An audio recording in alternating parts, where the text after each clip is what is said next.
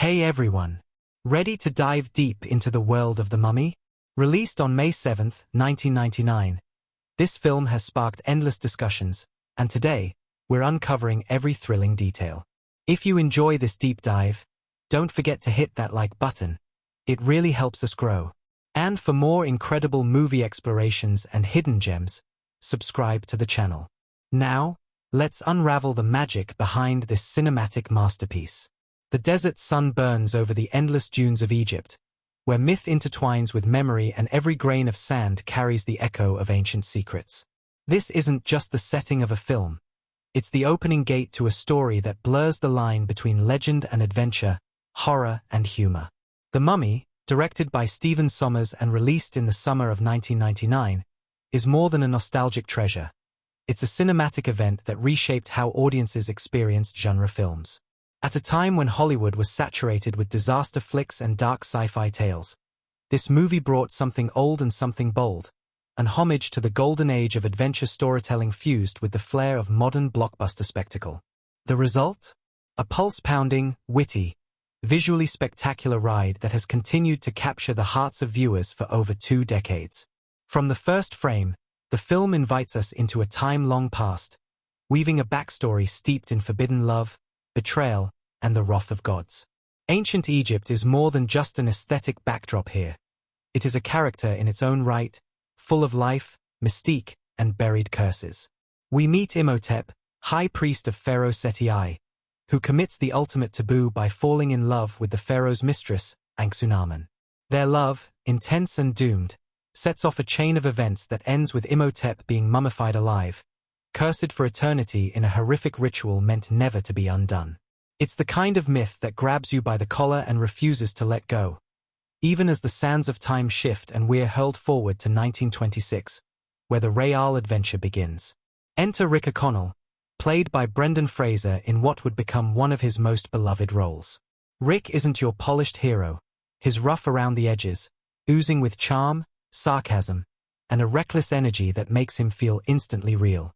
He's discovered the lost city of Hamunaptra, the city of the dead, a place believed to be guarded by ancient forces. But Rick's just the ignition. The spark comes in the form of Evelyn, portrayed brilliantly by Rachel Weisz. A librarian with a thirst for history and a streak of stubborn bravery, Evelyn is no mere bookworm. She's the intellectual drive of the film, a woman whose curiosity opens doors that should have stayed closed, and whose compassion and courage reshape the fate of everyone around her. Alongside her comedic brother Jonathan, played by John Hannah, the trio embarks on an expedition that quickly turns from treasure hunt to survival against an evil that should never have been awakened. What makes The Mummy extraordinary isn't just the story, it's the way it's told. Sommers doesn't just revive a classic universal monster. He reimagines it with heart, humor, and scale.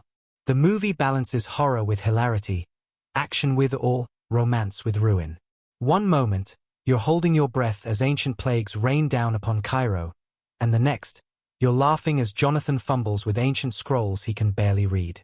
It's this tonal tightrope walk that gives The Mummy its soul.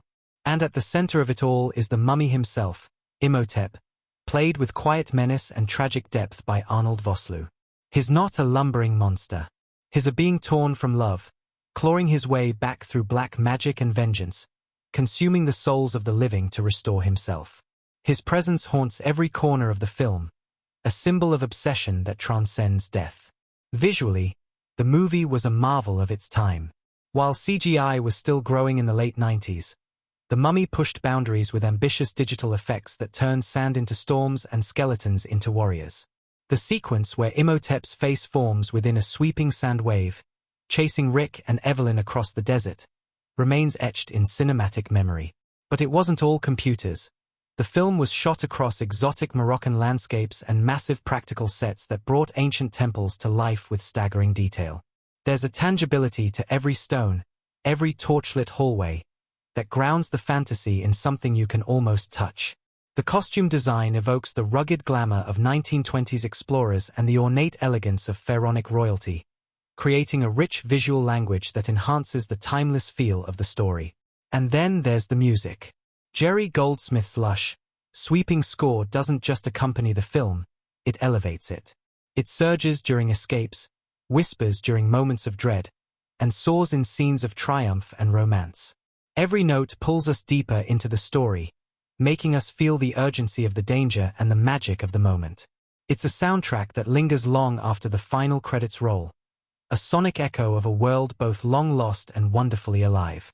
What The Mummy achieved goes beyond box office success, although it did rake in nearly $415 million worldwide. It reignited a global fascination with ancient Egypt, sparked a multimedia franchise, and made a permanent mark on pop culture.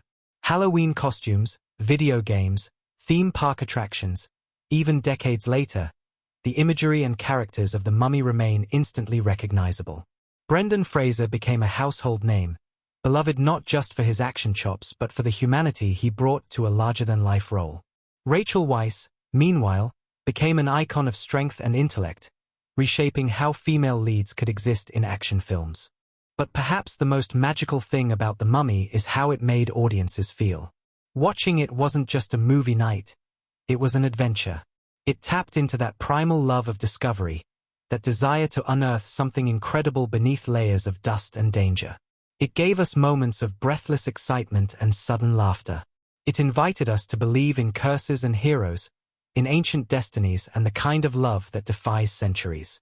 It made us root for courage over fear, for wit over wickedness, for the eternal triumph of light over darkness. Even now, over 20 years later, the film holds its charm. Its special effects might feel retro in an age of photoreal CGI, but that only adds to its appeal.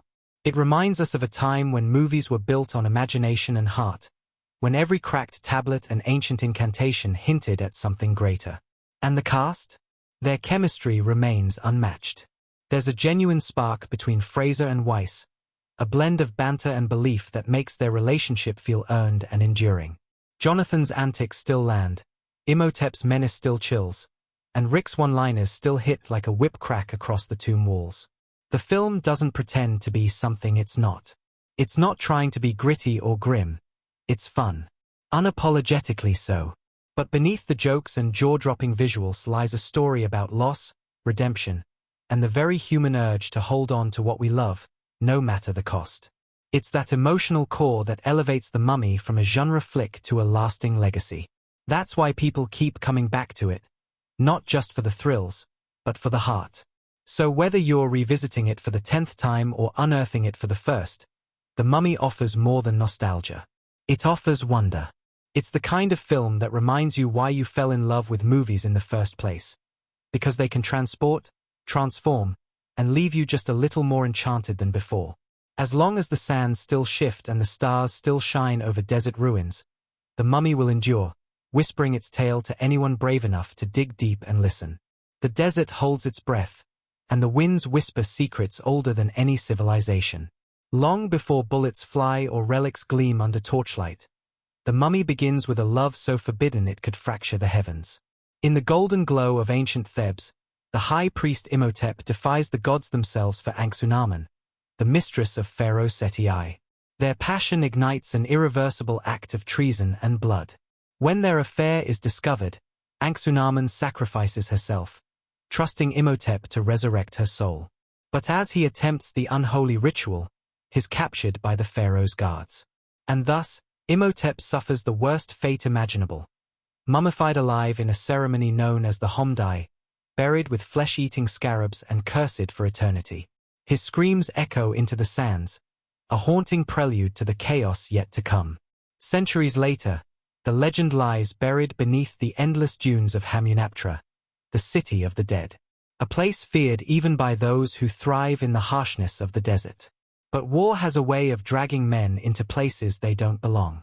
In 1923, during a fierce standoff between the French Foreign Legion and a swarm of desert raiders, Rick O'Connell finds himself pinned against the crumbling walls of an ancient ruin.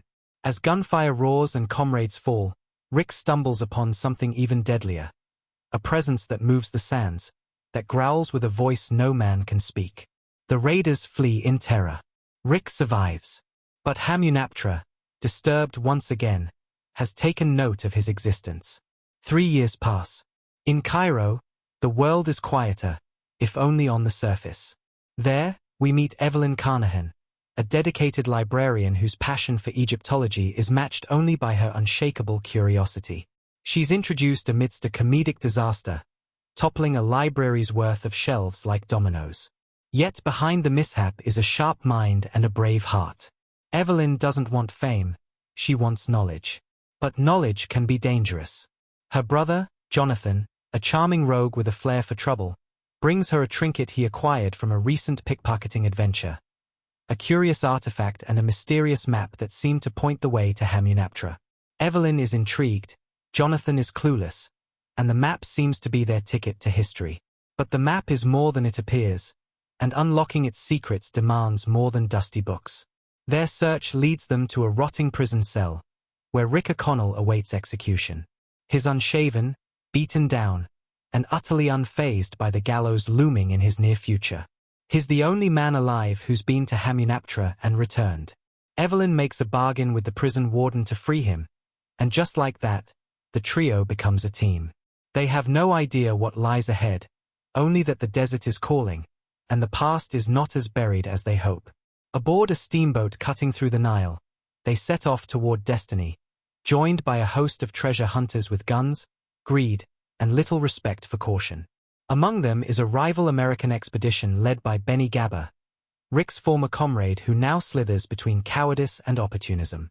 Benny is everything Rick despises: selfish, deceitful, and untrustworthy, especially when ancient riches are at stake. On the journey, Rick and Evelyn begin to clash and click. His sarcastic pragmatism jabs at her scholarly optimism, but there's a spark that ignites under every argument. Meanwhile, Evelyn's intelligence shines through as she speaks multiple languages, deciphers the symbols, and reveals the deeper significance behind their destination. She's not just tagging along, she's leading the way. As night falls, danger strikes. A group of mysterious warriors, the Medjay, attack the boat, warning them to turn back. Their leader, Ardith Bey, is no mere bandit. He's a guardian, sworn to protect the world from the evils buried in Hamunaptra. His warning is firm but cryptic, laced with both urgency and sorrow. But the adventurers push forward. Greed, curiosity, and fate bind them more tightly than fear. The next morning brings the rising sun and the sight of the ancient city, revealed only by a perfect alignment of light and sand. The ruins of Hamunaptra emerge like ghosts from the desert floor, massive and sacred. As the two expeditions set up camp, a new race begins, not for knowledge, but for plunder. The Americans dig recklessly, uncovering crypts with warning inscriptions, while Evelyn's group moves with more reverence. But even Evelyn underestimates what they're dealing with. When they find the Book of the Dead, a powerful artifact said to contain the secrets of resurrection, it's not just an archaeological jackpot.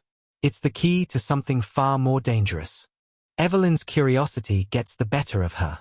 Late that night, under torchlight, she reads aloud from the book. Her voice echoes through the catacombs. Wind stirs. Dust rises. Somewhere deep in the belly of the ruins, a tomb cracks open.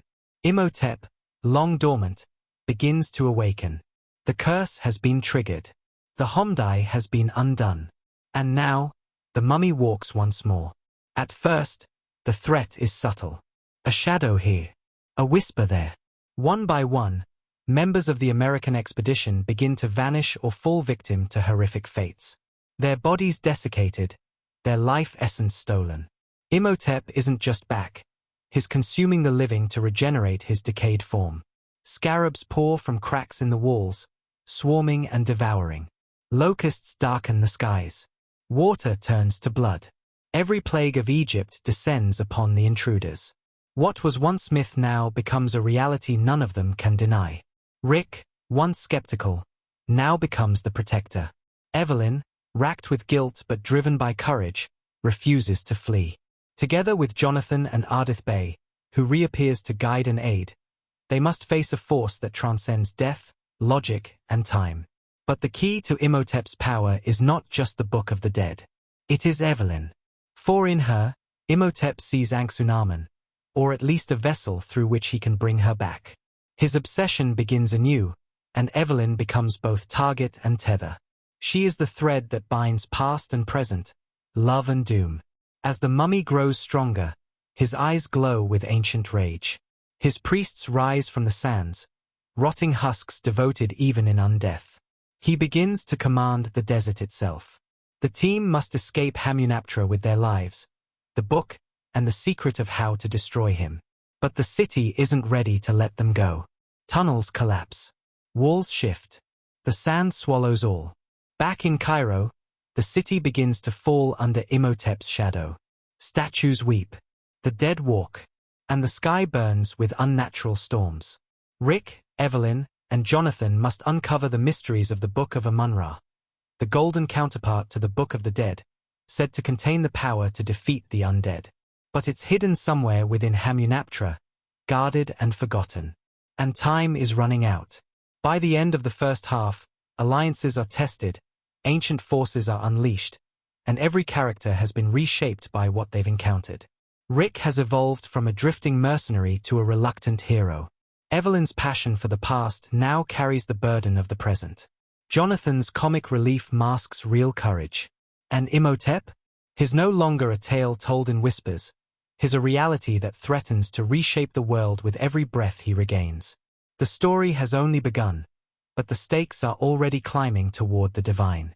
Hamunaptra's secrets stir beneath the sands, and as the cursed winds howl across the desert, one truth becomes clear. What has been awoken cannot be easily put back to sleep. The sky over Cairo darkens not from clouds, but from dread. A storm brews in the supernatural ether, wrapping the city in ancient fear as the resurrected Imhotep begins to reclaim his power. The air feels heavier, laced with whispers of curses once forgotten. At the museum, Evelyn, Rick, and Jonathan piece together the terrifying realization. Imhotep will not stop at vengeance. His ultimate goal is to resurrect Anxunamun using Evelyn's body. She is not merely a scholar caught in a legend. She's become the key to his twisted salvation. As Imhotep grows stronger by draining the life from those who opened his tomb, his form solidifies, no longer a decayed husk, but a near-living being with flesh, eyes, and a voice that drips with ancient menace. He marches through Cairo with eerie calm, spreading terror with every step. His priesthood, once buried for centuries, reawakens in horrifying obedience. The city becomes his playground, its people pawns in his path to domination. Meanwhile, the Americans who foolishly disturbed his rest continue to fall one by one, their flesh stripped by the very curse they unleashed. Evelyn, though frightened, refuses to be just another victim. Her knowledge, courage, and sense of responsibility push her forward. With Ardith Bey's guidance, she deciphers fragments of forgotten history, leading them toward a lost book, the Book of Amun-Ra. Unlike the Book of the Dead, which calls forth life from death, this golden tome is said to hold the power to banish the dead, to sever Imhotep's ties to the mortal world. But it's not here, not in Cairo. It rests within the catacombs of Hamunaptra, buried beneath layers of time, death, and traps designed to protect it from ever being used. Imhotep, knowing time is short, abducts Evelyn during a darkly mesmerizing ritual in the city. Rick and Jonathan, desperate to save her, team up once again with Ardith Bey and even enlist the cowardly Benny, whose allegiance bends to whoever offers survival. Their journey back to Hamunaptra is a race against time. The desert, no longer just vast and empty, feels alive. Sandstorms swirl with intention, shadows dart across dunes, and the wind howls like the voices of the dead. Inside the ruins, Evelyn awakens chained to a stone slab as Imhotep begins the ceremony to revive his beloved Anxunamun. Around them, mummified priests chant in unison, while Benny scavenges treasure in the background, blind to the peril tightening around him. The ritual begins, with the blade poised, and Evelyn's fate hanging by a thread. But just before the dagger falls, Rick crashes into the chamber like a storm. What follows is a heart-pounding sequence of battles, ancient magic, and desperate escapes. While Rick fights Imhotep's undead guards, Jonathan stumbles across the golden book of Amun-Ra, clutched by a preserved statue. His comedic fumbling masks real bravery as he tries to read the inscriptions. Time is slipping away. Evelyn, chained but defiant, guides him on pronunciation even as the ritual nears completion. Outside, Ardith Bey holds the line against the reanimated priesthood. His sword flashes against the rising tide of the dead, every strike fueled by centuries of duty. Inside, Rick engages Imhotep in brutal combat, blade to flesh, strength against immortality. But Imhotep, even weakened, is nearly unstoppable. Only the book can end him. Finally, Jonathan utters the right incantation. The air shimmers. The spell seizes Imhotep mid-motion. His soul, caught between worlds, is yanked from his body in a swirl of gold and shadow. The curse is lifted, his priests collapse, and Imhotep becomes vulnerable. For the first time, he feels fear. Rick, with one final blow, sends the once immortal priest falling into a pool of ancient death. His last words echo in the silence, tragic, poetic, and full of longing for a love that spanned millennia. As Imhotep sinks, so too does the city. Hamunaptra, sensing the spell has been broken, begins to collapse. Walls crack. Pillars crumble. The sand itself consumes everything. Benny, overcome by greed, is trapped inside as the golden treasures vanish beneath the earth. His screams fade into silence as the ancient city buries itself once more. Rick, Evelyn, Jonathan, and Ardith escape just in time, outrunning the collapsing architecture and surging sands. Atop a dune, they watch the golden city vanish below the horizon. It's a bittersweet triumph. Evil has been vanquished, but the price was steep. The scars it leaves behind, emotional and physical, are not easily erased. As the sun rises over the dunes, its light softens the horror they've endured. Evelyn leans into Rick, and for a moment, they are no longer warrior and scholar, but two souls who've stared into death and chosen life. Jonathan, ever the opportunist, bemoans the loss of treasure, until he realizes Rick managed to snag a few golden trinkets along the way. There's laughter, for the first time in what feels like centuries. Back in Cairo, the world turns once more, oblivious to how close it came to darkness. The museum is rebuilt, the scrolls tucked away, and the books closed, but the adventure is far from over. The legends of Hamunaptra live on, and beneath the sands, something always stirs.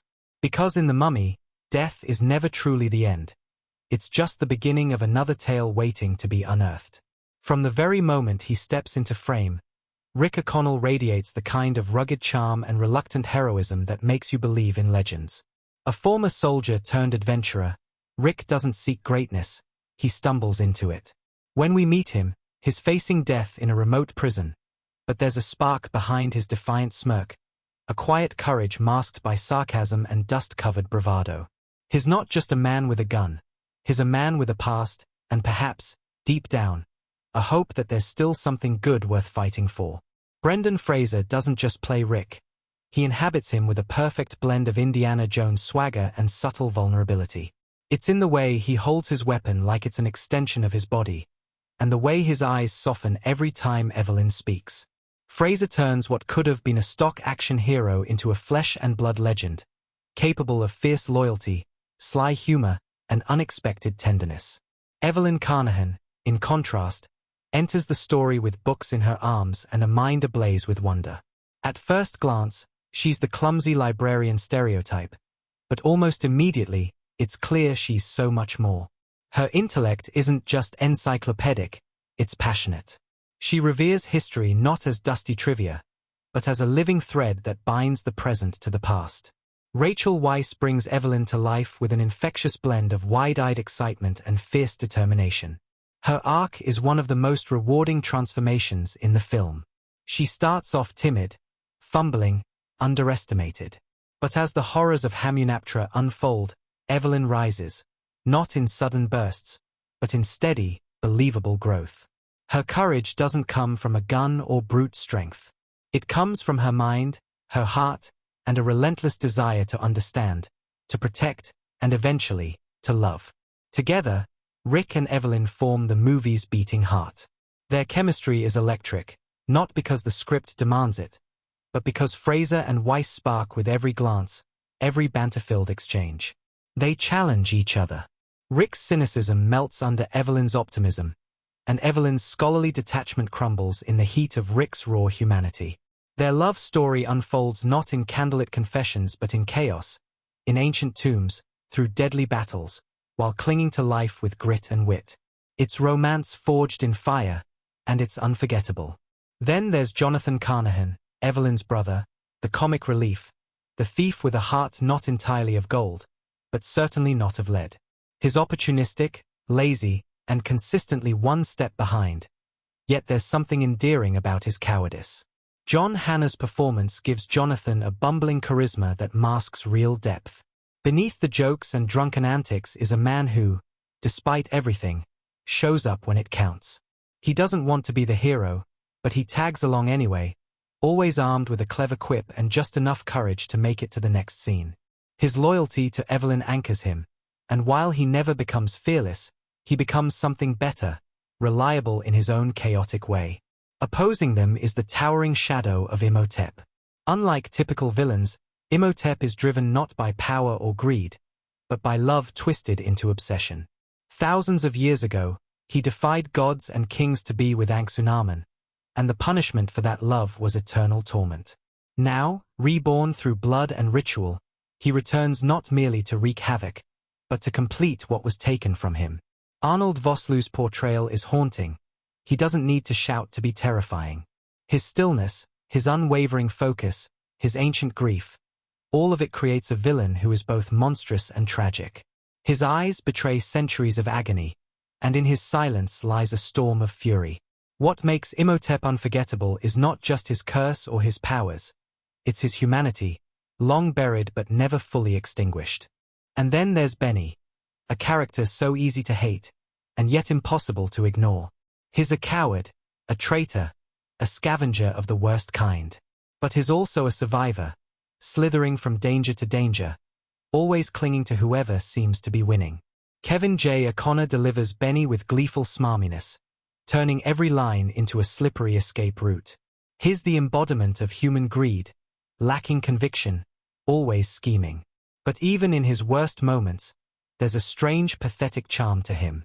He never truly understands the forces he's meddling with, and in the end, it's his insatiable hunger for gold that seals his fate. Benny doesn't evolve, he decays, and in doing so, he becomes a cautionary tale buried beneath the gold he so desperately sought.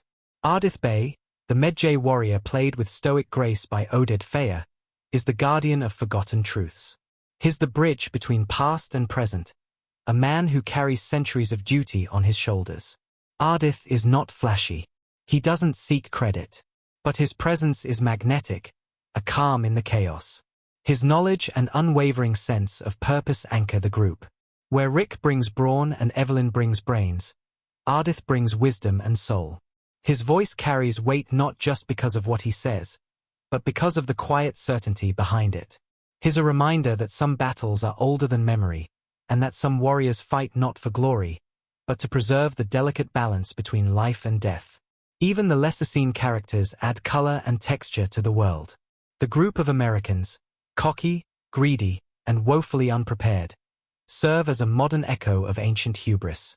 Their deaths aren't just horror beats, they're lessons in consequence. Each one brushes off the warnings, mocks the myths, and pays the price. Their fate reinforces the film's central message, that history is not to be trifled with, that ancient sins linger, and that the past, once disturbed, will rise. Together, these characters form a tapestry of contrasting desires and destinies. Rick seeks redemption, Evelyn seeks knowledge, Imhotep seeks resurrection, and Benny seeks profit. Their journeys intersect under the unforgiving sun of Egypt, where sand buries secrets and temples breathe with forgotten life. What The Mummy does so brilliantly is ensure no character is left static. Everyone moves, some toward greatness, some toward ruin. But perhaps the most beautiful part of these character arcs is how they mirror the movie's central theme, resurrection. Not just of flesh, but of identity. Rick resurrects his own humanity. Evelyn resurrects her confidence and power. Imhotep attempts to resurrect love and finds only damnation. And even Hamunaptra itself, the city of the dead, rises and falls with the tide of these transformations. What makes these performances unforgettable isn't just the writing or the action. It's the humanity beneath the adventure. Fraser's earnest vulnerability, Weisz's burning intellect, Vosloo's tragic stillness, O'Connor's oily cunning. They all bleed life into a story steeped in death. And in doing so, they turn a pulpy supernatural adventure into something more. A myth reborn for a new age, one character at a time. Let me know if you'd like to finish with a powerful cinematic conclusion or explore the legacy and impact of the Mummy next. Beneath the sweeping sands and heart-pounding chases of the Mummy lies a second story, one whispered through shadows, glances, and symbols hiding in plain sight. While audiences were swept up in the spectacle of ancient curses and swashbuckling charm, director Stephen Sommers quietly led the film with a treasure trove of secrets, foreshadowing, and cultural nods that make each rewatch feel like a fresh excavation of buried wonder. From the moment the camera glides across Thebes in the film's opening, history is already speaking. The set design isn't just grand, it's historically evocative, echoing real-life New Kingdom Egyptian architecture, statues of Anubis guarding the city, and temple murals based on actual hieroglyphic carvings. It's not just about visual flair, it's a carefully crafted world where everything, down to the curve of a statue's shoulder, reminds us that this was once a real civilization, not just a fantasy.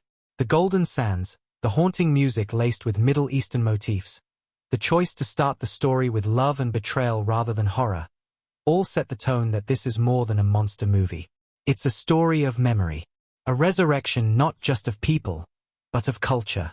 Even in that opening scene, when Imhotep and Anxunamun share their fateful moment, a symbol lingers, one of intimacy and destruction.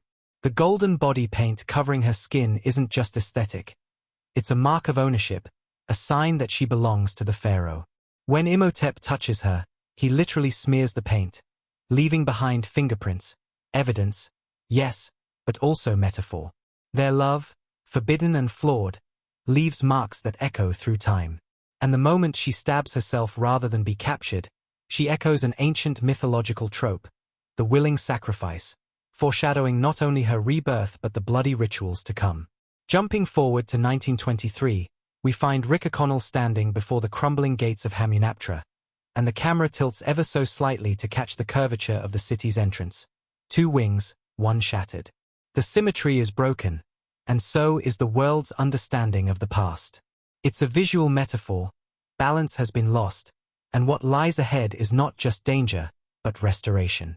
When the French Foreign Legion is overtaken by the mysterious riders and Rick flees to the statue-lined ruins, the camera catches a flash of a Medjay symbol carved into stone, barely noticeable, but unmistakable once you know where to look. It's a warning hidden in time, a secret left by those sworn to protect what must remain buried. When Evelyn first enters the library, she's surrounded by towering bookshelves and dusty tomes.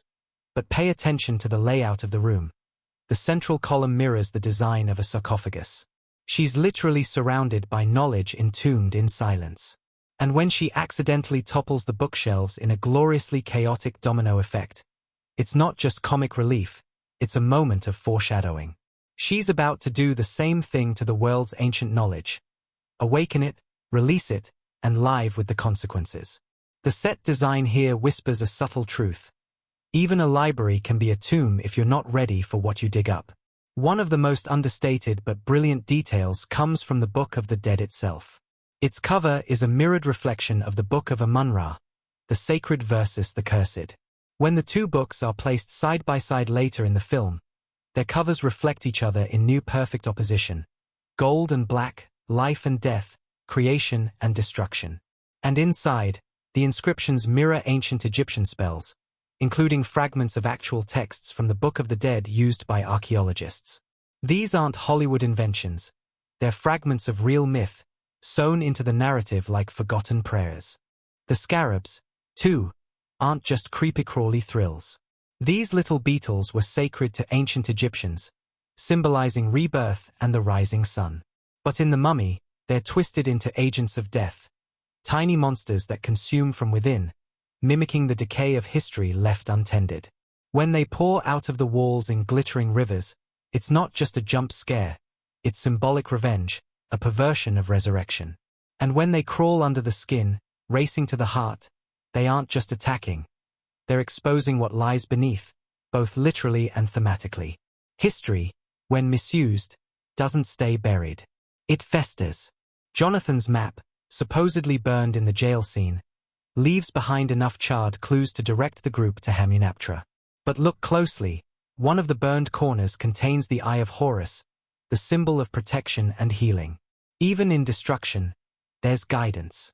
This subtle inclusion teases that fate is a player in the journey, that some paths are meant to be followed, no matter how obscured they become.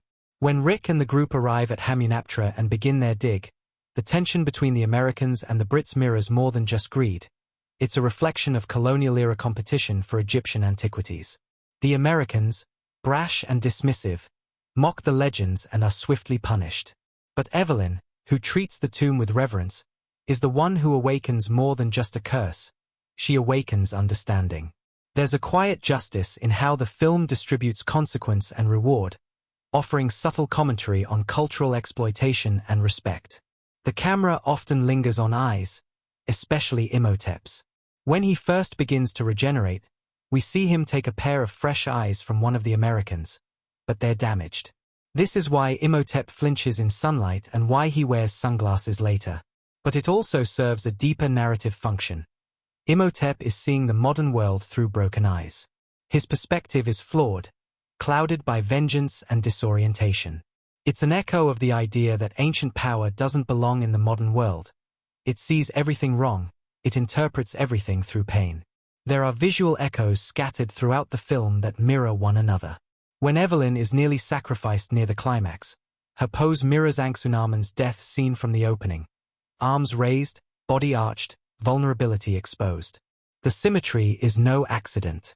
It visually ties Evelyn to the woman whose memory haunts Imhotep and creates a chilling duality, the past demanding a stand-in from the present. This mirroring is a constant theme in the film. Rituals repeated, histories echoed, mistakes reborn. Even the name Hamunaptra, though fictional, is inspired by the real-life city of Heliopolis, known as the City of the Sun. In myth, Heliopolis was the center of resurrection myths, home to the Ben stone, from which the world was said to be created. By naming their cursed city something that evokes ancient religious weight, the filmmakers aren't just choosing cool-sounding words, they're tapping into the roots of creation, of endings, and beginnings. Perhaps one of the most subtle but meaningful Easter eggs comes during Imhotep's final scene. As he's consumed by the sacred pool, defeated and doomed once again, he utters the word "death is only the beginning."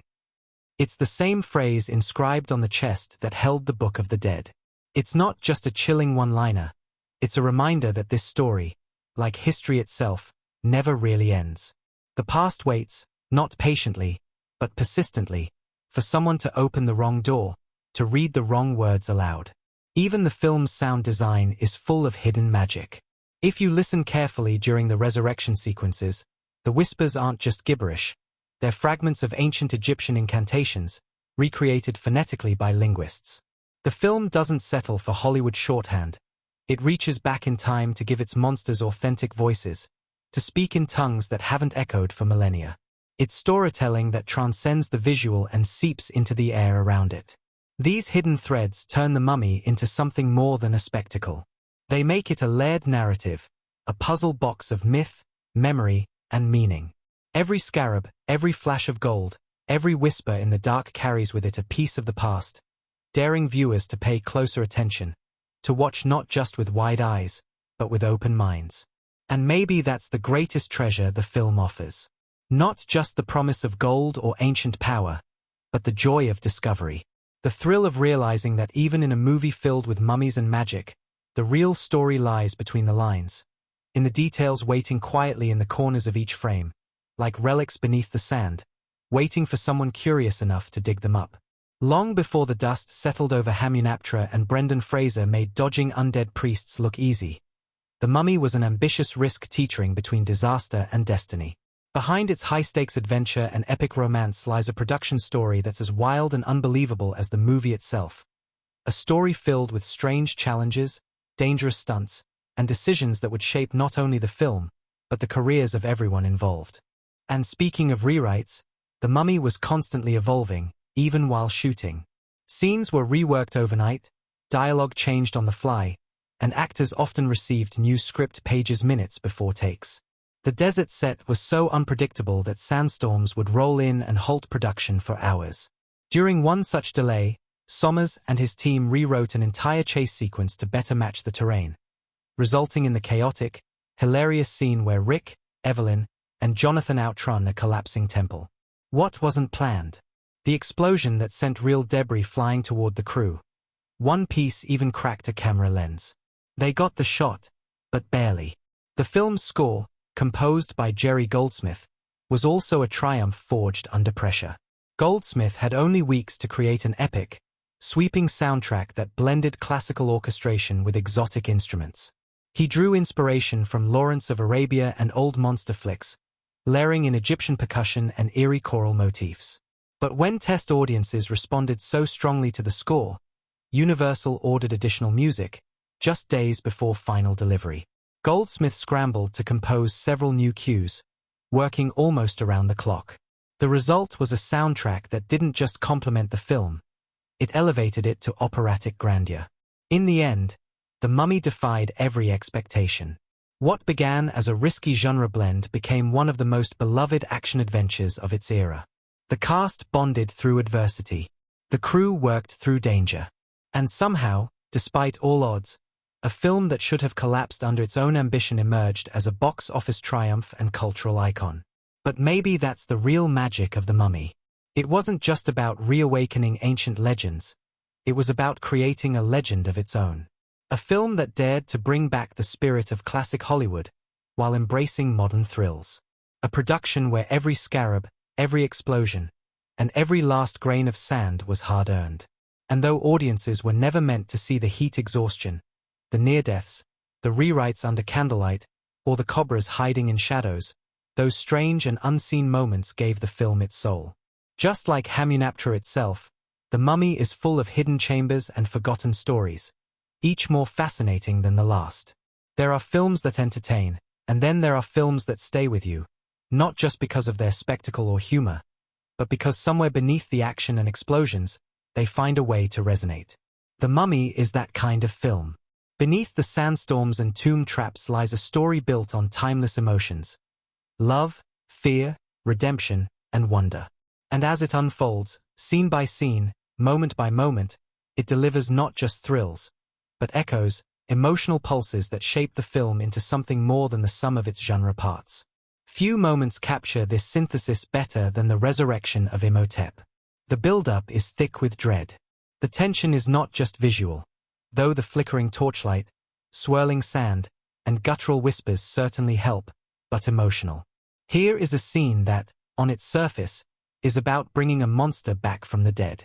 But dig deeper, and it's about transgression, about the arrogance of man and the consequences of tampering with the sacred. The moment Imhotep opens his eyes, black, empty, yet sentient, it sends a chill through the audience not because of what he is, but what he represents. The past clawing its way into the present, ancient rage reborn. That tension carries into the museum library scene, where Evelyn knocks over an entire row of bookcases in a beautifully orchestrated domino collapse. It's humorous, yes, an early beat of lightness in the film, but it also tells us everything about her. She's brilliant, passionate, a little clumsy, and entirely earnest. Rachel Weisz plays the moment with wide-eyed exasperation, but underneath the comedic framing is a thematic beat. Knowledge versus chaos, curiosity against the unknown. Evelyn's thirst for discovery, no matter how awkward or dangerous, is the engine that drives the entire story forward. She is not a damsel. She's the catalyst. And then comes the prison rescue, where Rick O'Connell makes his reappearance. Unkempt, stoic, but clearly the kind of man who makes chaos feel like a plan. As he's pulled from his cell, sentenced to be hanged, the tone shifts again. Danger now feels personal. The stakes are no longer just ancient curses. They're immediate. But what elevates the scene beyond standard action fodder is the unexpected intimacy of Rick and Evelyn's connection. Her desperation to save him isn't just strategic, it's instinctual. Brendan Fraser and Rachel Weisz spark without forcing it, allowing the tension to smolder instead of ignite too quickly. It's here we feel the film's emotional promise take root. Something romantic, something human is growing in the shadows of this supernatural tale. When the expedition first reaches Hamunaptra, the city of the dead, everything changes. The sweeping shots of the golden ruins rising from the horizon evoke classic adventure cinema. Indiana Jones? Yes, but also Lawrence of Arabia and even Ben-Hur. But the emotional impact comes from the awe. The characters, and we, are dwarfed by the scale of history. The camera lingers not just to show off the set design, but to make a point. This place is real to them. The sand doesn't just bury treasure. It buries memory, consequence, and warnings. The scarab attack is another standout moment, not merely for its horror, but for its visceral symbolism. The beetles are more than bugs. They're representations of ancient punishment, crawling beneath the skin as guilt, greed, and recklessness literally consume the host. When a member of the rival dig team is devoured from the inside out, the terror comes not from gore, but from recognition. In seeking to profit from the past, he awakens something he doesn't understand. The horror is poetic. But perhaps no scene captures the film's blend of spectacle and heart better than the moment when Evelyn is kidnapped by Imhotep, and Rick mounts a rescue mission. The image of Evelyn in ceremonial dress, caught between life and undeath, channels both silent-era drama and gothic romance. There's tragedy here, not just in her predicament, but in Imhotep's motivation. He doesn't just want to kill her, he wants to resurrect his long-lost love through her. It's twisted, yes, but rooted in real emotion. His madness is love perverted by time. And that's what makes the scene so gripping. Every character is acting on passion, fear, and desperation. The stakes are personal, not just mystical. That same commitment to innovation applied to the film's otherworldly plagues. The Locust Storm? A combination of practical wind machines, sound design, and digital enhancements to create a biblical-scale disaster. The flesh-eating scarabs? ILM's digital artists studied insect movement obsessively to create a scuttling horror that felt tactile, unnerving, and plausible. And the sandstorm face, a now iconic image, was rendered using volumetric textures and custom-built software that allowed sand to behave almost like fluid, shaping and reshaping Imhotep's likeness with terrifying beauty. But even more impressive than the digital wizardry was how seamlessly it blended with real-world effects. The filmmakers refused to rely solely on CGI, building massive practical sets that allowed actors to physically interact with their environment. Hamunaptra's chambers were constructed full-scale at Shepperton Studios in the UK, with trapdoors, collapsing walls, and hidden passageways all operational. That tactile realism gave the actors something to play off, anchoring their performances in environments that felt lived in and dangerous. When Rick lights a torch or Evelyn brushes dust off a hieroglyph, it doesn't feel like a green screen fantasy. It feels like history is breathing again. Composer Jerry Goldsmith's score added another layer to this resurrection. Goldsmith, a legend in film music, crafted a soundscape that combined sweeping orchestral themes with Middle Eastern instrumentation, giving the film a musical identity that was both epic and haunting. His themes weren't just background. They told their own story, one of longing, pursuit, and ancient echoes calling across time. The brass-heavy motifs that follow Rick into battle give him the weight of legend, while the haunting choral cues that accompany Imhotep remind us that not all resurrections are heroic. And amid all these technical marvels, what stands out most is how The Mummy never loses its human touch. The production fostered a spirit of camaraderie that shows on screen. Cast chemistry wasn't manufactured in editing. It was real, forged under the sun, in the sand, and between takes of laughter and heatstroke. Fraser's charm, Weisz's wit, and Vosloo's quiet menace weren't accidents. They were cultivated in a production environment that valued storytelling above spectacle, performance above polish. Even the smaller touches revealed the crew's attention to detail. Every artifact in the film, from the books to the ceremonial daggers, was designed with historical references in mind. The costuming, led by John Bloomfield, mixed 1920s colonial fashion with timeless Egyptian motifs, grounding the film in a recognizable yet exotic world. Evelyn's flowing blouses and Rick's rugged gear weren't just costumes. They became iconic, defining an aesthetic that would inspire adventure films for years to come. Looking back, The Mummy was far more than a genre film. It was a production that dared to bridge eras, between classic monster cinema and modern blockbusters, between practical effects and digital innovation. It succeeded because it didn't treat its story as a gimmick. It treated it as legend, brought to life not just through pixels and pyrotechnics, but through heart, sweat, and vision. The risks were immense. The technical demands were relentless. But somehow, through a perfect storm of creativity, courage, and craftsmanship, The Mummy became a film that looked forward without forgetting where it came from. It was built on reverence and risk. And it left behind more than just a legacy. It left behind awe.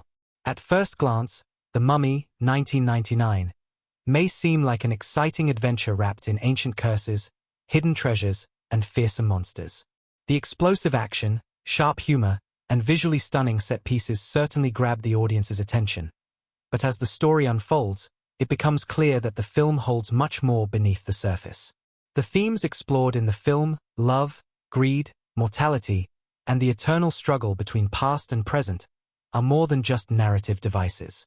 They are the very threads that hold the story together, giving it a depth that resonates long after the final credits roll. One of the most prominent themes in The Mummy is the clash between the ancient past and the rapidly changing present. The ancient curse of Imhotep is not just a supernatural force. It represents a long-forgotten world, a civilization that has been buried and forgotten by time. The city of Hamunaptra, with its intricate hieroglyphs, vast treasure troves, and long-abandoned monuments, is a testament to the rise and fall of empires, a reminder that everything, no matter how grand, eventually succumbs to the sands of time. The film's characters are constantly pulled between the allure of this ancient world and the reality of the modern world they inhabit. Evelyn's insatiable thirst for knowledge, Rick's pragmatic, often cynical approach, and the opposing forces of the rival treasure hunters all serve as reflections of this internal tug-of-war between the allure of the past and the demands of the present. Evelyn, in particular, is a character who represents the bridge between these two worlds. Her passion for history, her obsession with uncovering the secrets of the past, drives the narrative forward, but it also places her at odds with the more cynical and immediate concerns of Rick. Where Rick is focused on survival and the present moment, Evelyn is consumed by the desire to understand and preserve what has come before. It's through her character that we see how the past can both enlighten and entrap. In seeking knowledge, she unwittingly unleashes the very curse that threatens to destroy her and everyone around her. Her journey is a reflection of the human desire to reconnect with the past, to understand the origins of our world, but it also serves as a cautionary tale about the dangers of overreaching, of seeking to control forces that are far beyond our understanding. In contrast, Rick represents the modern world's practical, survival-driven mindset. He's a man of action, not words, who has been hardened by war and personal loss. His initial reluctance to engage with the mysteries of Hamunaptra, and his cynical view of the supernatural, mirrors the skepticism of the modern world, where rationality and science often dismiss anything that can't be explained through logic. But as the film progresses, Rick begins to understand that there are forces beyond human comprehension. His transformation from a man who sees the world through a lens of survival and pragmatism to one who embraces the mystical elements of the story is a significant part of the film's deeper message. It's a reminder that while we may try to control and compartmentalize the world around us, there are aspects of life that remain elusive, untouchable, and unfathomable. Imhotep is not just an ancient priest.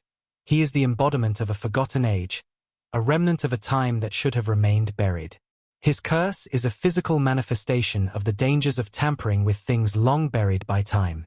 Imhotep's tragic backstory, his undying love for Anck-su-namun and his betrayal by the very people he swore to serve, is also a metaphor for the destructive power of passion and obsession. His resurrection is not just the return of a monster, but the return of unresolved anger, betrayal, and desire that refuses to die. Imhotep's journey from a tragic lover to a vengeful, all-consuming force is both a literal and metaphorical reminder of the destructive consequences of unresolved emotions and unchecked ambition. Another important theme is the idea of mortality, and how it's intertwined with the concept of immortality. Imhotep's quest to bring Anck-su-namun back to life is driven by his refusal to accept death. He defies the natural order, seeking eternal life through dark magic and forbidden rituals. In doing so, he loses his humanity.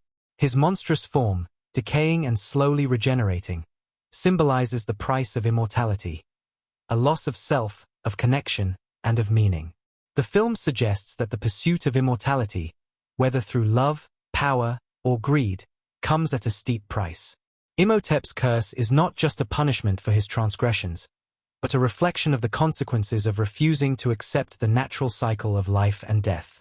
Evelyn, too, grapples with mortality, but in a very different way. Her desire to understand the past, to uncover lost knowledge and treasure, can be seen as a response to the fleeting nature of life. She is trying to make sense of a world that is constantly changing, where people, memories, and civilizations are wiped away by time. In her quest for knowledge, Evelyn is seeking something permanent, something that will outlast her own mortality. Yet, as she delves deeper into the mysteries of Hamunaptra, she learns that the past, no matter how fascinating or valuable, can never truly be controlled. Just as Imhotep's resurrection shows the dangers of defying death, Evelyn's journey reveals that the past, like death, cannot be held onto forever. The search for immortality, whether through love or knowledge, is ultimately futile. The film also touches on the theme of power and greed. The treasure hunters who arrive at Hamunaptra seeking riches embody the modern world's insatiable hunger for wealth and success. The rival group, led by the scheming Benny, is willing to risk everything, life, safety, morality, to obtain gold and treasure. This pursuit of wealth contrasts sharply with the deeper, more meaningful quest for knowledge and understanding that Evelyn represents. While Evelyn is driven by a desire to preserve the past and learn from it, Benny and his crew are motivated by a more selfish, materialistic drive.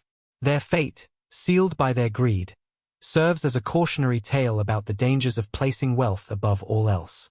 In the end, it's Evelyn's connection to the past and her willingness to work alongside Rick, trusting in both love and knowledge, that allows her to succeed. The film suggests that true power lies not in riches, but in wisdom and humanity. On a more societal level, The Mummy can be seen as a reflection of Western attitudes toward the ancient world, particularly Egypt. The treasure hunters who invade Hamunaptra are largely Western characters, and their approach to the ancient world is one of exploitation. They treat the tombs and artifacts of Egypt as mere commodities, seeking personal gain without any respect for the cultures that created them. This can be read as a subtle commentary on the colonial mindset that has often been associated with the West's relationship to the East. The film doesn't shy away from showing the consequences of this mindset, as the characters' disregard for the sacredness of the tombs leads to disaster. In contrast, Evelyn, who is deeply respectful of the history and culture of Egypt, is able to navigate the tombs with greater success. Her respect for the past, and for the civilizations that came before her, is what allows her to triumph, whereas the treasure hunters' disregard for these values leads to their undoing. At its core, The Mummy is a film about balance. It's about recognizing the importance of the past, accepting the inevitability of death, and understanding that power, whether in the form of treasure or immortality, comes with consequences. These themes are explored through the characters, their motivations, and the symbolic elements of the film: the resurrection of Imhotep, the cursed treasure, the ancient city of Hamunaptra. Every aspect of the narrative speaks to a larger truth: that we are all shaped by the past, that we must respect what has come before us, and that the pursuit of power without understanding can lead to destruction. In the end, The Mummy doesn't just tell a story of curses and monsters. It explores what happens when humanity forgets its place in the grand cycle of life and death, and the eternal battle between the desires that drive us and the consequences they carry. The film reminds us that the past may be buried, but it is never truly gone. It waits, always, beneath the surface, ready to resurface when we least expect it. The desert sun burns over the endless dunes of Egypt, where myth intertwines with memory and every grain of sand carries the echo of ancient secrets. This isn't just the setting of a film. It's the opening gate to a story that blurs the line between legend and adventure, horror and humor. The Mummy, directed by Stephen Sommers and released in the summer of 1999, is more than a nostalgic treasure. It's a cinematic event that reshaped how audiences experienced genre films. At a time when Hollywood was saturated with disaster flicks and dark sci-fi tales, this movie brought something old and something bold, an homage to the golden age of adventure storytelling fused with the flair of modern blockbuster spectacle. The result? A pulse-pounding, witty, visually spectacular ride that has continued to capture the hearts of viewers for over 2 decades. From the first frame, the film invites us into a time long past, weaving a backstory steeped in forbidden love, betrayal, and the wrath of gods. Ancient Egypt is more than just an aesthetic backdrop here. It is a character in its own right, full of life, mystique, and buried curses. We meet Imhotep, high priest of Pharaoh Seti I, who commits the ultimate taboo by falling in love with the pharaoh's mistress, Anck-Su-Namun. Their love, intense and doomed, sets off a chain of events that ends with Imhotep being mummified alive, cursed for eternity in a horrific ritual meant never to be undone. It's the kind of myth that grabs you by the collar and refuses to let go, even as the sands of time shift and we're hurled forward to 1926, where the real adventure begins. Enter Rick O'Connell, played by Brendan Fraser in what would become one of his most beloved roles. Rick isn't your polished hero. He's rough around the edges, oozing with charm, sarcasm, and a reckless energy that makes him feel instantly real. He's discovered the lost city of Hamunaptra, the city of the dead, a place believed to be guarded by ancient forces. But Rick's just the ignition. The spark comes in the form of Evelyn, portrayed brilliantly by Rachel Weisz. A librarian with a thirst for history and a streak of stubborn bravery, Evelyn is no mere bookworm. She's the intellectual drive of the film, a woman whose curiosity opens doors that should have stayed closed, and whose compassion and courage reshape the fate of everyone around her. Alongside her comedic brother Jonathan, played by John Hannah, the trio embarks on an expedition that quickly turns from treasure hunt to survival against an evil that should never have been awakened. What makes The Mummy extraordinary isn't just the story, it's the way it's told. Sommers doesn't just revive a classic universal monster. He reimagines it with heart, humor, and scale. The movie balances horror with hilarity, action with awe, romance with ruin. One moment, you're holding your breath as ancient plagues rain down upon Cairo, and the next, you're laughing as Jonathan fumbles with ancient scrolls he can barely read. It's this tonal tightrope walk that gives The Mummy its soul. And at the center of it all is the mummy himself, Imhotep, played with quiet menace and tragic depth by Arnold Vosloo. He's not a lumbering monster. He's a being torn from love, clawing his way back through black magic and vengeance, consuming the souls of the living to restore himself. His presence haunts every corner of the film, a symbol of obsession that transcends death. Visually, the movie was a marvel of its time. While CGI was still growing in the late 90s, The Mummy pushed boundaries with ambitious digital effects that turned sand into storms and skeletons into warriors. The sequence where Imhotep's face forms within a sweeping sand wave, chasing Rick and Evelyn across the desert, remains etched in cinematic memory. But it wasn't all computers. The film was shot across exotic Moroccan landscapes and massive practical sets that brought ancient temples to life with staggering detail. There's a tangibility to every stone, every torchlit hallway, that grounds the fantasy in something you can almost touch.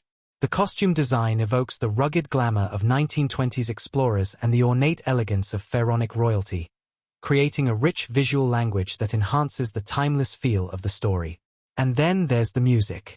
Jerry Goldsmith's lush, sweeping score doesn't just accompany the film, it elevates it. It surges during escapes, whispers during moments of dread, and soars in scenes of triumph and romance. Every note pulls us deeper into the story, making us feel the urgency of the danger and the magic of the moment. It's a soundtrack that lingers long after the final credits roll, a sonic echo of a world both long lost and wonderfully alive. What The Mummy achieved goes beyond box office success, although it did rake in nearly $415 million worldwide.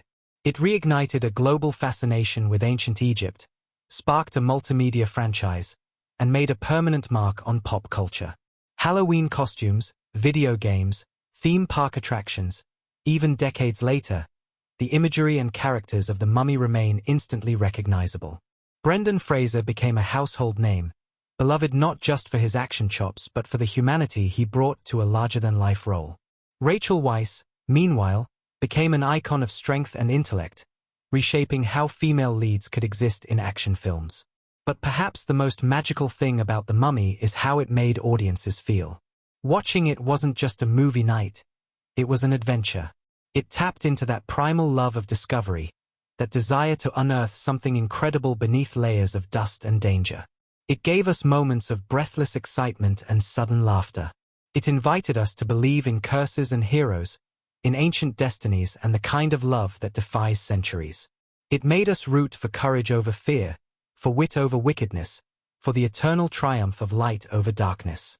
But it's not just about the big, bombastic moments. Sommers's direction is filled with subtle stylistic choices that add depth to the film's visual storytelling. One of the most effective techniques used in The Mummy is the interplay between light and shadow. Throughout the film, characters are often shrouded in darkness, their faces half hidden, as though the shadows themselves are part of the lurking danger. This stylistic choice reinforces the idea that the supernatural world is always just out of view, lurking beneath the surface, waiting for the right moment to reveal itself. The visual language of the film suggests that danger is always on the horizon, and just when you think you've escaped, it's ready to strike. Sommers also employs a playful visual style during the action sequences, particularly when the treasure hunters engage with the booby traps of the tomb. The camera zips and swoops with the characters, adding a sense of frenetic energy to these sequences. The visual humor in these moments, whether it's Rick narrowly avoiding a collapsing ceiling or the dramatic close-ups of the characters' expressions as they narrowly escape death, adds a light-hearted contrast to the film's darker moments. These playful touches ensure that the film doesn't become too heavy, keeping the tone dynamic and engaging. Visually, The Mummy also pays homage to the adventure films of the past, drawing on the style of old serials and early 20th century adventure stories. The film's pacing, sense of humor, and emphasis on practical effects recall the swashbuckling films of directors like Steven Spielberg, particularly Raiders of the Lost Ark, 1981, which is widely regarded as a spiritual predecessor to The Mummy. Both films share a similar visual aesthetic, thrilling chases, larger-than-life characters, and an appreciation for the cinematic history of exploration and adventure.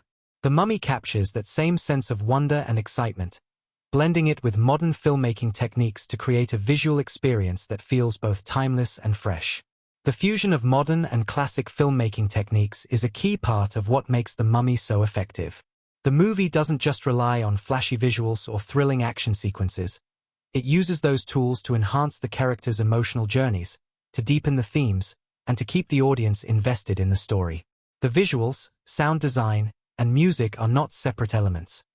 They are intricately woven into the fabric of the film, working together to create a truly immersive experience. Each visual choice, whether it's a sweeping shot of the desert or a close-up of Imhotep's disfigured face, is a carefully considered piece of the puzzle, ensuring that the film's larger story always remains front and center.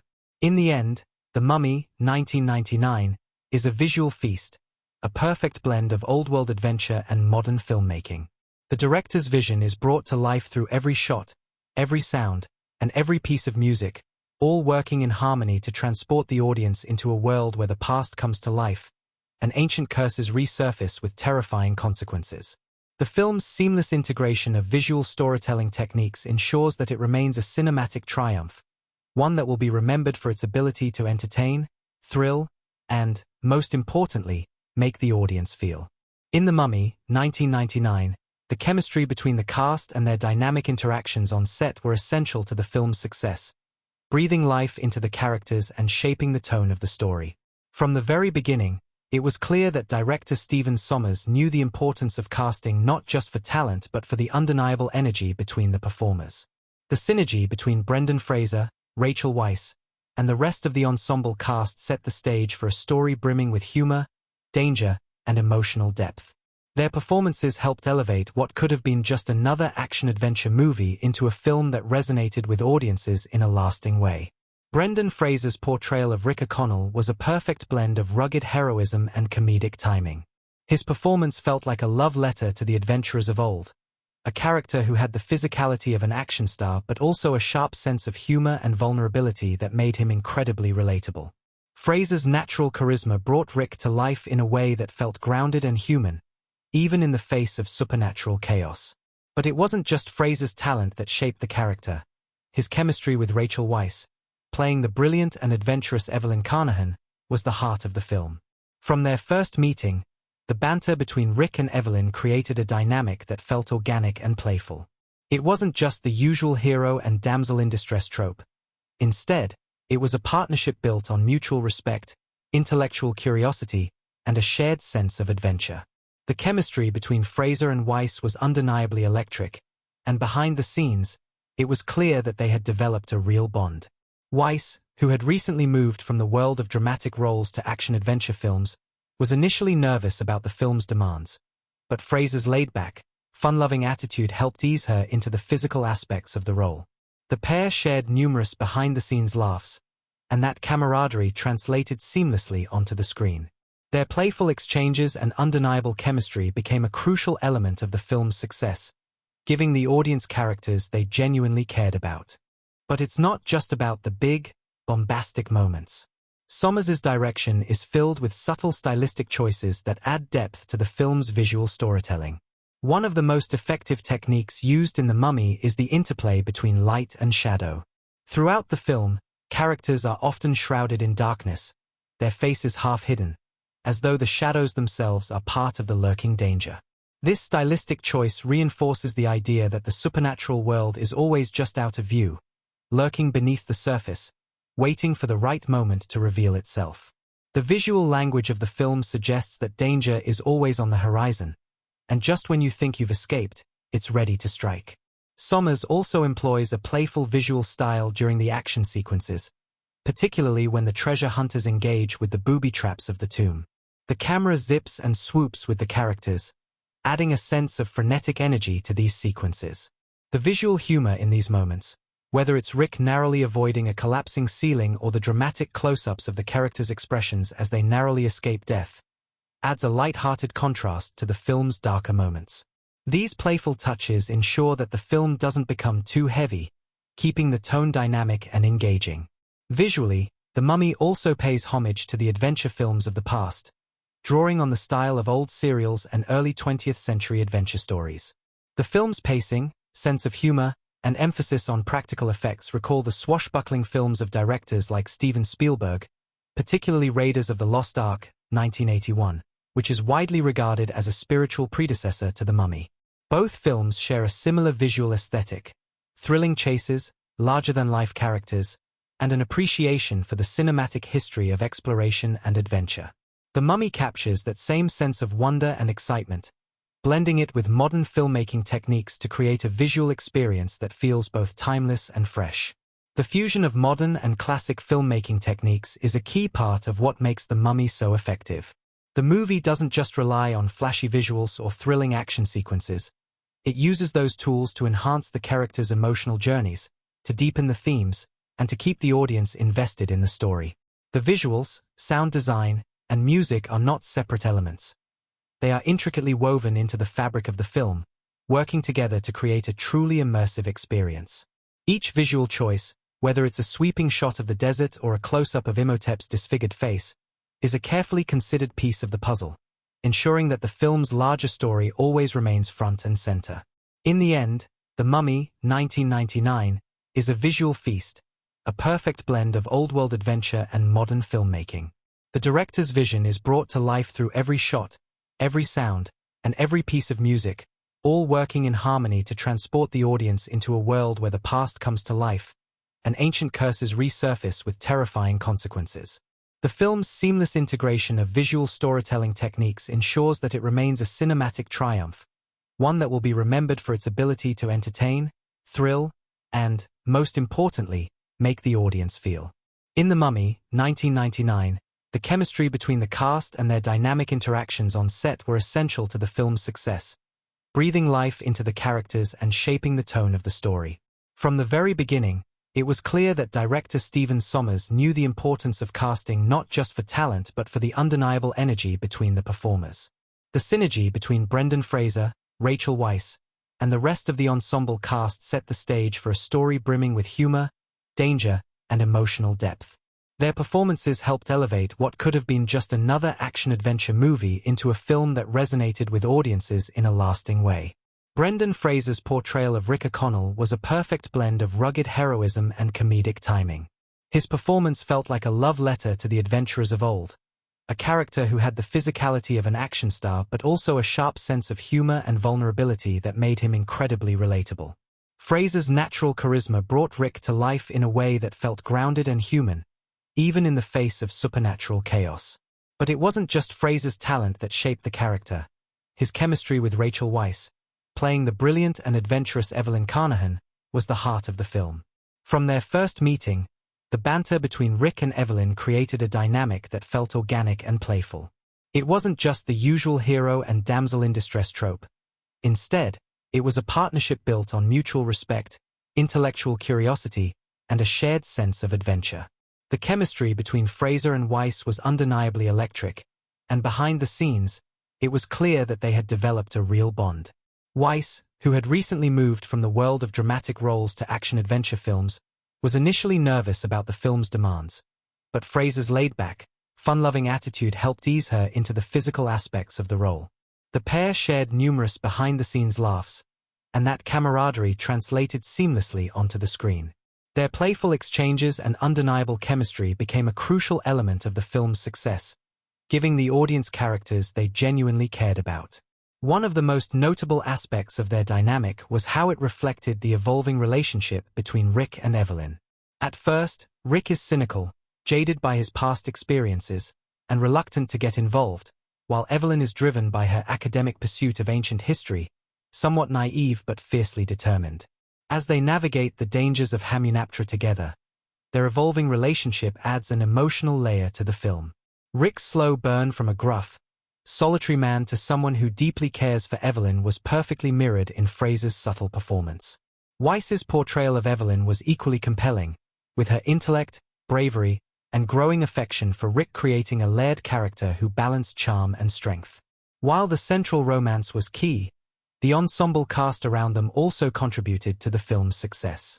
John Hannah's portrayal of Jonathan Carnahan, Evelyn's charming but often cowardly brother, provided much-needed comic relief without ever feeling out of place. Jonathan's role as the lovable, gold-hungry companion made him the perfect foil to Rick's gruff heroism and Evelyn's determined intellect. His wit and occasional clumsiness created a balance to the heavier moments in the film, and his timing with Fraser, especially during the treasure-hunting scenes, added a layer of levity to the perilous situations they found themselves in. Arnold Vosloo's performance as Imhotep, the vengeful mummy, added a chilling presence to the film, and his portrayal was both menacing and tragic.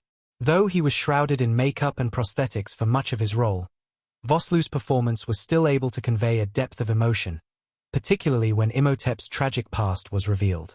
His intense gaze and physicality made him a formidable antagonist, yet the sadness and rage behind his character made him a sympathetic villain.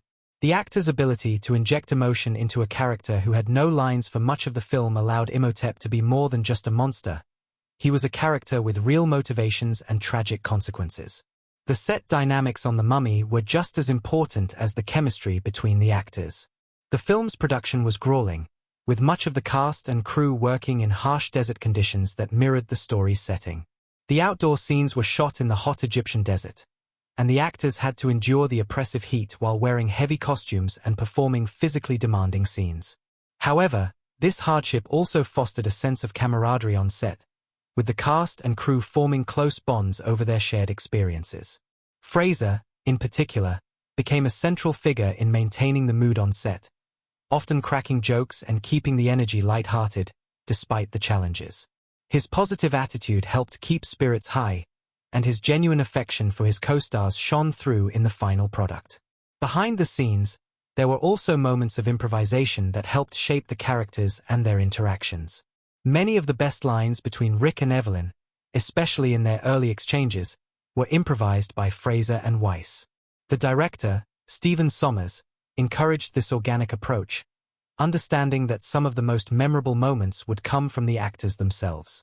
One of the most iconic examples of this is the scene where Rick and Evelyn are first trapped in the library, and Evelyn casually corrects Rick's historical knowledge. Their back-and-forth banter during this moment is full of sharp wit and undeniable chemistry, making it one of the film's most memorable exchanges. In addition to the cast's performances, the film's visuals were also instrumental in shaping the audience's reaction. The impressive set designs, the majestic sets of Hamunaptra, and the eerie tombs were brought to life through careful attention to detail. The ancient city, with its intricately designed architecture, was a key part of the film's appeal, and the sets were as much a character as the actors.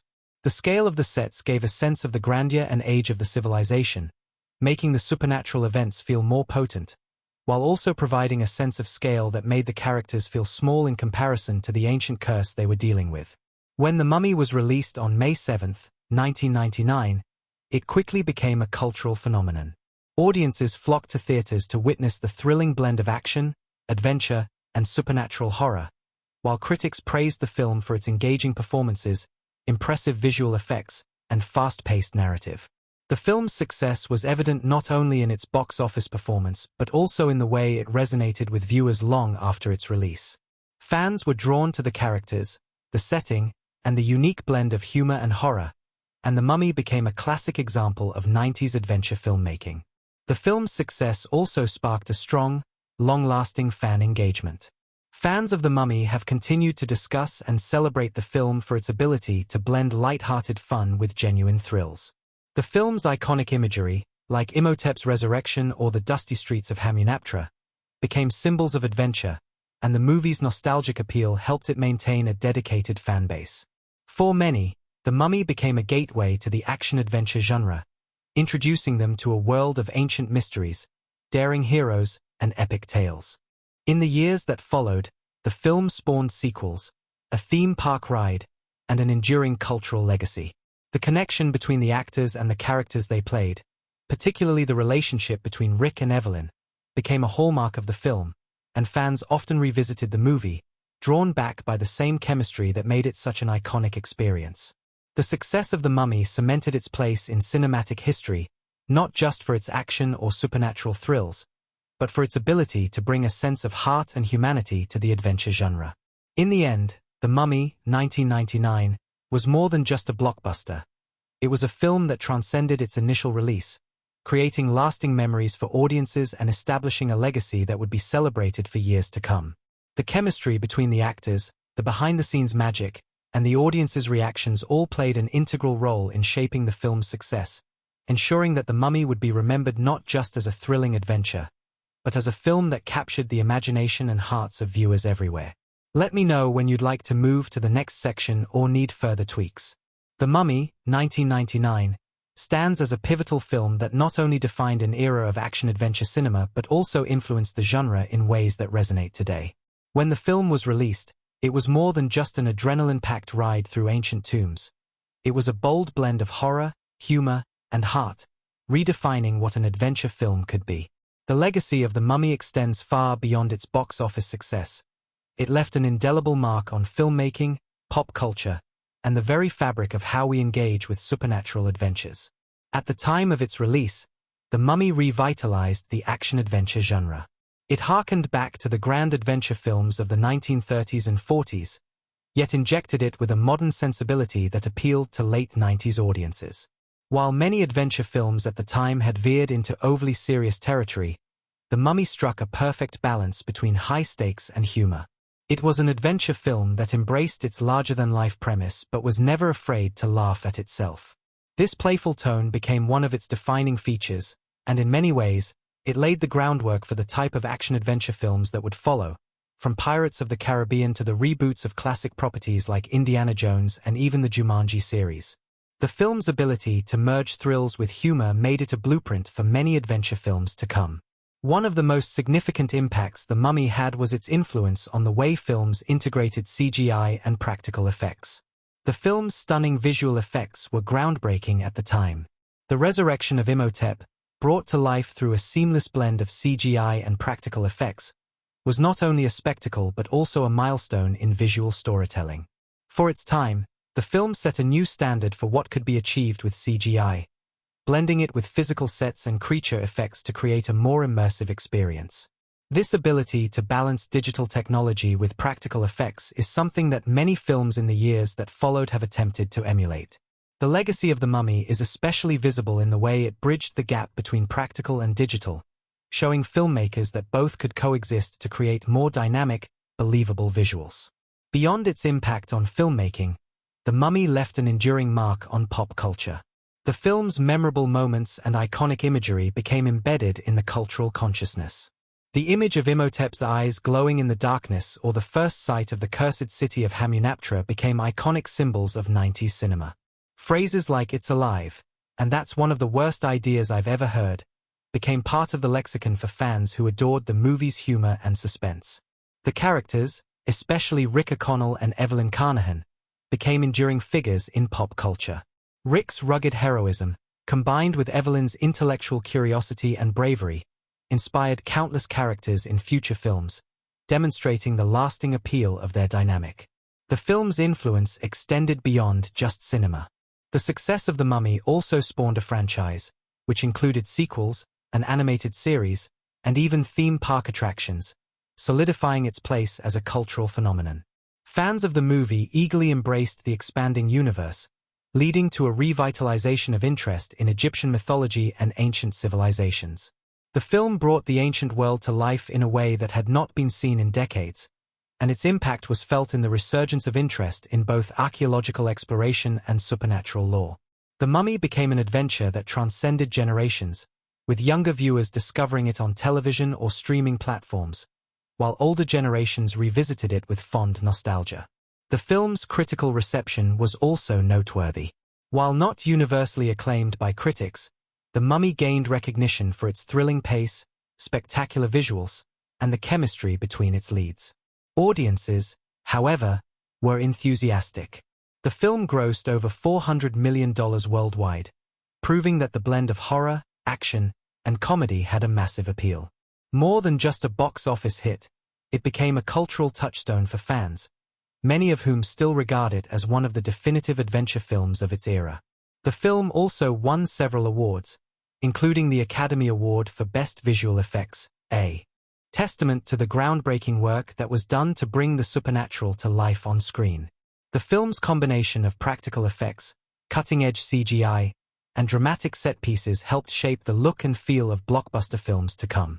Despite the film's success, there was a lingering sense that its true legacy would only be revealed in the years following its release. The sequels, while profitable, never quite captured the same magic as the original, and yet The Mummy continued to be beloved in the public eye. In retrospect, it became clear that the film's true impact was not just in its immediate success, but in its lasting influence on the action-adventure genre, its technical achievements, and its ability to endure in the hearts of fans. In the years since its release, The Mummy has been celebrated for how it captured the zeitgeist of late 90s cinema, a time when action films were evolving to include more fantasy elements and a sense of escapism that blended adventure with light-hearted humor. The film's legacy can be seen in its continued presence in popular culture. References to The Mummy abound in internet memes, fan tributes, and social media posts, showing that it's a film that's never truly left the cultural landscape. The connection between audiences and the characters, the thrills, and the humor remains as strong as ever. Perhaps one of the greatest aspects of The Mummy's legacy is how it introduced a new kind of cinematic experience. It didn't just give audiences a story about mummies and ancient curses. It gave them a fun, fast-paced adventure that didn't take itself too seriously but still delivered on thrills and excitement. The film became an early example of how the genre could be both self-aware and thrilling at the same time. This meta-awareness, which would later become a hallmark of successful adventure franchises, allowed The Mummy to stand out from other films of the era and remain relevant. The characters, the dynamic between the leads, and the perfectly executed mix of humor and suspense have ensured that The Mummy remains a beloved classic. It taught filmmakers that adventure films could be fun, but still emotionally resonant, that supernatural thrills could be matched with character-driven stories. In a sense, The Mummy, 1999, redefined what it meant to be an adventure film for a new generation, and its influence continues to shape the genre. As the years pass, The Mummy continues to be significant not only because it launched a successful franchise but because it remains a benchmark for how to make an entertaining and engaging blockbuster. It influenced how audiences perceived films of its genre, set a standard for visual effects, and defined what an action-adventure film could look like in the late 20th century. With every viewing, fans are reminded of its timeless appeal, its combination of unforgettable performances, spectacular visuals, and its commitment to both thrills and laughs ensures its place in the hearts of moviegoers for generations to come. The Mummy, 1999, remains an undeniable classic that expertly balances thrills, humor, and supernatural spectacle. This film's ability to blend heart-pounding action with moments of levity and charm set it apart from its contemporaries. It was a film that felt as much like a love letter to adventure films of the past as it was a fresh, modern take on the genre. What makes The Mummy stand out is not just its ability to entertain, but the way it managed to craft a compelling narrative that kept audiences engaged from start to finish. With a strong cast, a memorable visual style, and an irresistible sense of fun, The Mummy is a film that continues to resonate with viewers long after its release. The chemistry between Brendan Fraser's Rick O'Connell and Rachel Weisz's Evelyn remains one of the film's most defining aspects. Their performances elevate the film beyond mere spectacle, offering a dynamic that is both thrilling and heartwarming. Whether it's Rick's dashing heroism or Evelyn's intellectual curiosity, these characters bring the film's world to life in a way that feels authentic and engaging. It's this connection between characters that makes The Mummy more than just a supernatural adventure. It's a story about relationships, loyalty, and the courage to face the unknown. Visually, The Mummy is a feast for the eyes. The breathtaking sets, the stunning resurrection of Imhotep, and the epic scale of the action sequences remain iconic to this day. The film's seamless integration of CGI with practical effects was groundbreaking at the time and set a new standard for what could be achieved in blockbuster filmmaking. From the first glimpse of the cursed city of Hamunaptra to the terrifying mummified villains, the film's visuals create a world that feels both ancient and alive, pulling viewers into its mystery with every frame. The movie's success lies in its ability to mix genres and expectations. It's part horror, part action-adventure, and part comedy, but it never feels disjointed or forced. It knows when to be serious and when to let its characters, particularly Rick and Evelyn, playfully riff on the dangers around them. This balance is key to its lasting appeal, making it a film that can be enjoyed by fans of all genres. The film's influence on pop culture is undeniable. With memorable catchphrases, iconic scenes, and a franchise that spans sequels, animated series, and theme park attractions, The Mummy carved a niche in cinematic history that is still felt today. The blend of ancient myth and modern adventure set a trend that would be followed by many films in the years to come, and its visual and thematic legacy can be seen in everything from modern blockbusters to smaller indie films that take inspiration from its unique blend of thrills and heart. Looking back, The Mummy is more than just a film. It's a cultural phenomenon that captured the spirit of adventure, the thrill of the unknown, and the joy of storytelling. It remains a quintessential example of how to make a blockbuster that doesn't just entertain, but leaves a lasting impression. With its unforgettable characters, visually stunning sequences, and a story that combines mystery, humor, and suspense, it's easy to see why The Mummy continues to be celebrated by fans old and new. If you loved this breakdown, give the video a thumbs up and subscribe for more deep dives into the world of cinema.